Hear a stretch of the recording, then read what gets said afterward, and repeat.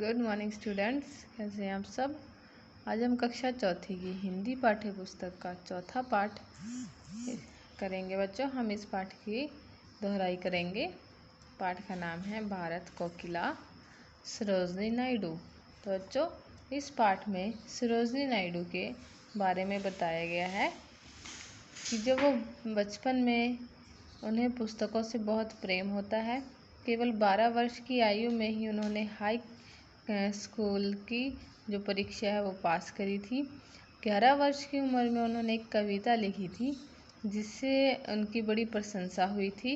इससे उन्होंने प्रोत्साहन होकर 1300 पंक्ति की एक लंबी कविता लिखी, the lady of the lake. तो जो लोगों ने देखा कि छोटी सी बच्ची ने कविता लिखी है, वो भी अंग्रेजी में, वो ये सब देखकर हैरान हो गए। फिर उन्हें इंग्लैंड पढ़ाई के लिए भेजा गया। वहाँ उन्होंने पढ़ाई के साथ साथ कविताएं भी लिखी। फिर जब वो वहाँ से वापस आई 1898 ईस्वी में, उन्होंने गोविंद राजलू नायडू से विवाह कर लिया। उसके बाद बच्चों, जो सरोजिनी नायडू हैं, उन्होंने संविधानता संग्राम आंदोलन में वह कूद पड़ी। उन्होंने अपने साथ साथ और भी नारियों को आंदोलन में भाग लेने के लिए प्रोत्साहित किया।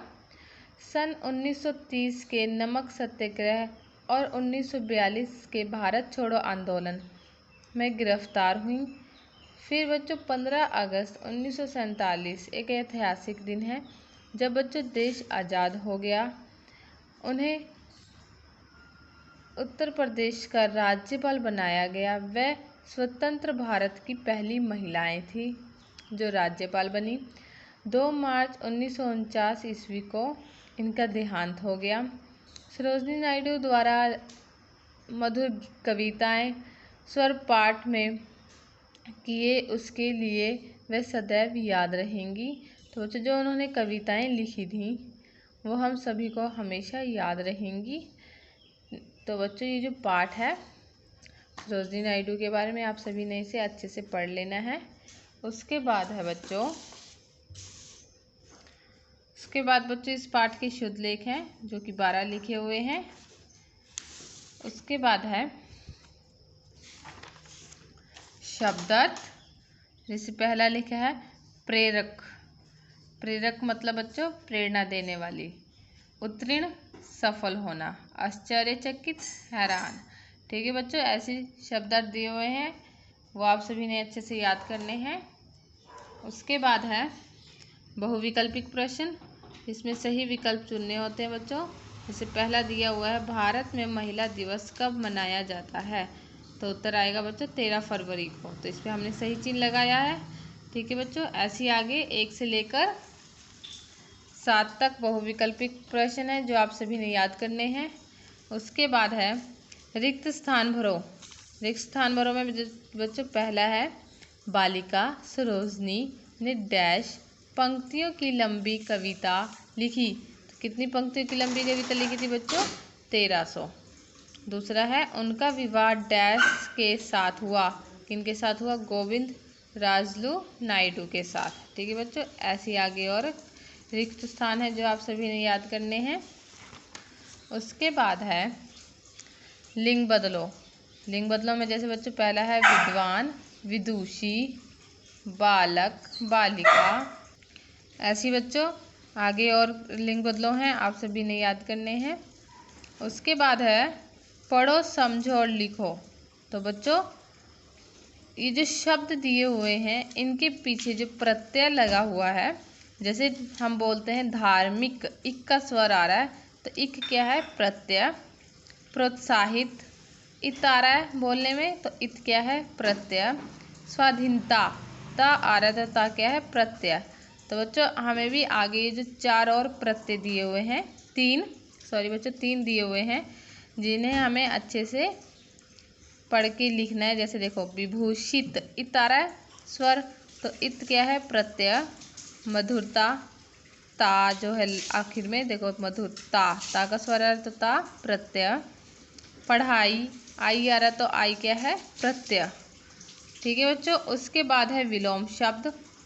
पहला है उत्तीर्ण, अनुत्तीर्ण, जन्म, मृत्यु, मधुर, कड़वा, अच्छा, बुरा, स्वतंत्र, प्रतंत्र। ठीक है बच्चों। उसके बाद है पढ़ो, समझो और लिखो।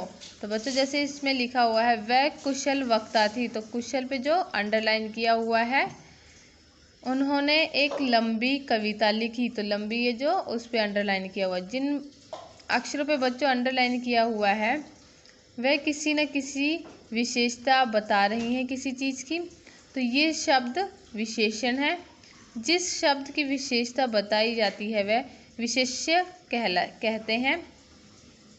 निम्नलिखित वाक्यों में से विशेषण और विशेष्य अलग अलग करके लिखो। तो विशेषण और विशेष्य है बच्चों, जैसे पहली लाइन में है सदा अच्छी पुस्तकें पढ़ो, तो अच्छी और पुस्तकें दोनों को अंडरलाइन किया हुआ है। तो अच्छी क्या है? विशेषण, पुस्तकें हैं विशेष्य। तो ये बाकी के क्या है बच्चों, आप सभी ने अच्छे से याद करने हैं, आप सभी ने अपनी किताब पर लिखे हुए हैं। उसके बाद है बच्चों मौखिक प्रश्न उत्तर। तो पहला प्रश्न है कौन सा दिन महिला दिवस के रूप में मनाया जाता है? तो उत्तर आएगा 13 फरवरी का दिन महिला दिवस के रूप में मनाया जाता है। दूसरा है सरोजिनी नायडू का जन्म कब हुआ? तो उत्तर आएगा सरोजिनी नायडू का जन्म 13 फरवरी 1879 को हुआ था। आगे 3 और है बच्चों मौखिक प्रश्न उत्तर जो आप सभी ने याद करने हैं। उसके बाद है नीचे दिए गए प्रश्नों के उत्तर लिखो। तो बच्चों पहला प्रश्न है जैसे सरोजिनी नायडू की शिक्षा दीक्षा के बारे में लिखो। तो उत्तर आया है बच्चों इसमें सरोजिनी नायडू के पुस्तकों के बारे में बताया गया कि उन्हें बचपन में पुस्तकों से बहुत प्रेम था। 12 वर्ष की आयु में इन्होंने हाई स्कूल की जो परीक्षा पास कर ली थी। हैदराबाद के निज़ाम से उन्हें छात्रवृत्ति मिलने के बाद इंग्लैंड पढ़ने के लिए उन्हें भेजा गया था। वहाँ उन्होंने पढ़ाई के साथ साथ अंग्रेजी कविताएं भी लिखी थी। ऐसी बच्चों आगे और हैं 1 से लेकर 5 तक प्रश्न उत्तर हैं, ये आप सभी ने लिखे हुए हैं जो याद करने हैं। उसके बाद बच्चों वाक्य बनाओ है। पहला है आश्चर्यचकित। रमेश अपने मित्र को पुस्तक चुराते देख आश्चर्यचकित हो गया।